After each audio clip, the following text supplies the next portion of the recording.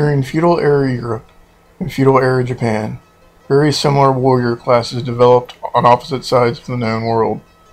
The knights of Europe and the samurai of Japan were first and foremost warriors. But especially during times of peace, they are expected to act as examples of human morality and potential. Many warriors were illiterate during times of conflict, but during times of peace, many were poets and artists. Focus shifted from merely killing the enemy to honing the intellectual and spiritual ideals of the society in which they lived. Though living on opposite ends of the world and having cultural differences concerning gender and spirituality, the basic concepts of honor for the samurai and the knight were the same.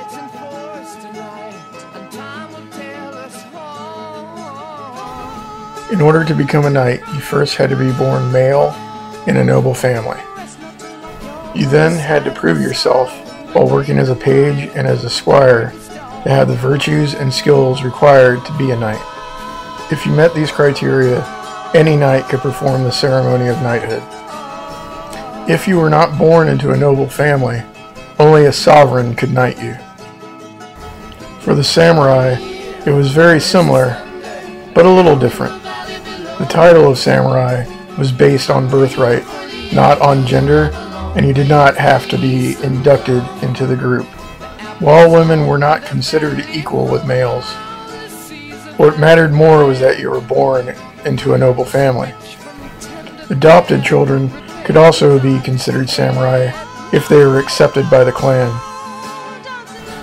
While considering the differences in the way gender was handled among the warrior class, this proves to be one of the more significant differences between the two groups. While in Europe, only one woman ever gained fame for riding into battle. Joan of Arc was not born into a noble family, and because she was a woman and not of noble birth, she was never knighted. For her heroism and prowess on the battlefield, she was rewarded with being tried and convicted of heresy and burned at the stake, only to be later exonerated by the Pope and canonized into sainthood. The samurai, on the other hand, have numerous stories concerning female samurai, though their heroics are almost exclusively defensive in nature.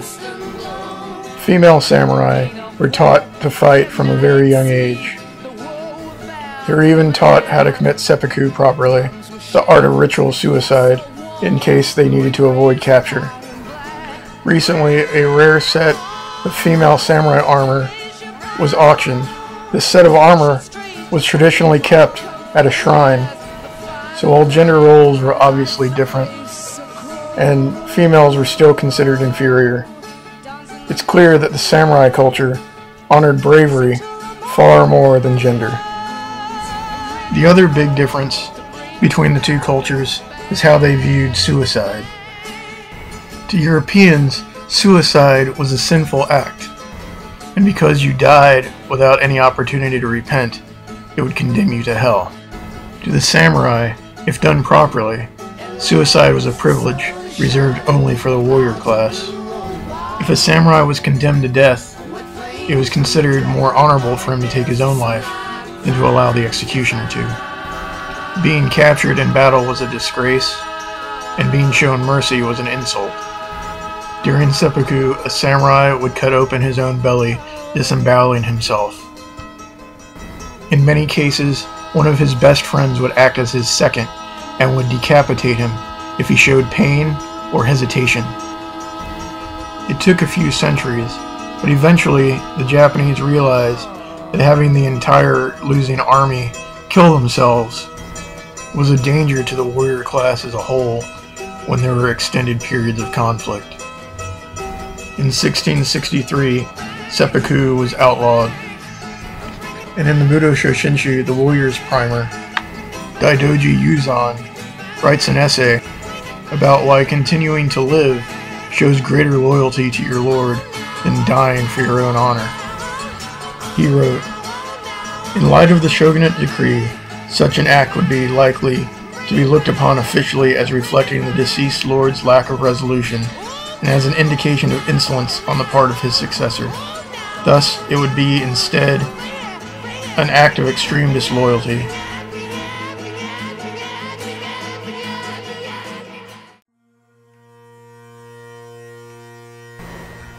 At their core, the knights and samurai filled the same niche in both societies. They fought, killed, and died for the will of their lords and protected the land, resources, and people placed under their charge. The similarities of their most basic rules shaped much more of their respective codes of honor than did the differences. Killing and death were day-to-day business for many members of the warrior class in both cultures. Being members of the nobility afforded both groups certain privileges in and after a battle. Only the samurai were afforded the opportunity to keep their honor after a loss by committing seppuku. Similarly, only the knights were generally offered the opportunity to give or receive mercy in battle. Both cultures also had 7 virtues in which they lived by. There are some differences between the 7 virtues of each culture, but the fact that there are 7 in both cultures, and there is a lot of overlap, shows the similarity. For the European knights, the biblical virtues of faith, hope, and love do not translate directly into the samurai culture. The samurai do not have an equivalent for faith or hope. However, the Christian concept of love translates into jin, or benevolence, to the samurai. Prudence, justice, restraint, and courage all translate directly from European virtues to samurai virtues. With slight differences, Makoto, Ji, Rei, and Yuki translate pretty straightforward. Under the samurai virtues, the 2 missing that didn't translate into the Christian virtues that the Europeans observed are honor and loyalty. While honor and loyalty are not canon virtues of the Catholic Church, honor and loyalty were the most important concepts in both cultures. It would have been unbearable to have one's name associated with an act of dishonesty, cowardice, or disloyalty. Loyalty was so important that young samurai were instructed to never contradict their lord, even when the lord was wrong. An example of this is a story in the Budosho Shinshu, in which a lord asked one of his servants why he came out with his weapon sheathed. Even though everyone else knew that the samurai did not come out with his weapon sheathed, the samurai, instead of correcting his lord, made up a story about why his weapon had been sheathed.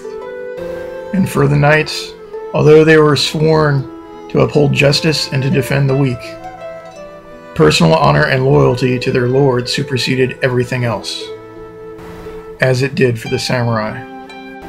Under the code of chivalry, the only exception was defense of the Christian faith.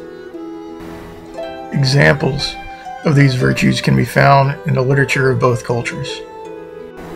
Here are 2 examples of extreme bravery. In the tale of Gawain and the Green Knight, Sir Gawain accepts a challenge from a mysterious knight. The challenge is to trade blow for blow, a fatal strike. Sir Gawain decapitates the Green Knight, who then picks up his head and puts it back on his shoulders. The Green Knight then gives Sir Gawain a year to prepare to receive his blow. After a year failing to find a way to survive the Green Knight's blow, Sir Gawain shows up at the appointed place at the appointed time. On his way there, he is approached by a man who implores him to turn and run.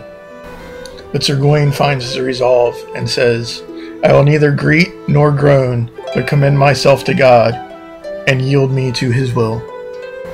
When the Green Knight delivers his blow, he is moved by Gawain's virtue, and only nicks his neck. This sort of bravery and resolve is admired in both cultures, and there is an example in samurai literature as well. Ukigiri Monogatari is a collection of short stories about samurai virtues. One of these stories is about a man who rises from his sickbed to challenge his 3 roommates who have been insulting him. He kills all 3 men and then commits seppuku. While in other cultures this would be considered a murder-suicide, to the samurai this made him a hero and his roommates fools to be ridiculed. Extreme examples of loyalty, honor, and bravery are not only the best examples of how these 2 cultures were similar, but are also the most prevalent themes in their literature.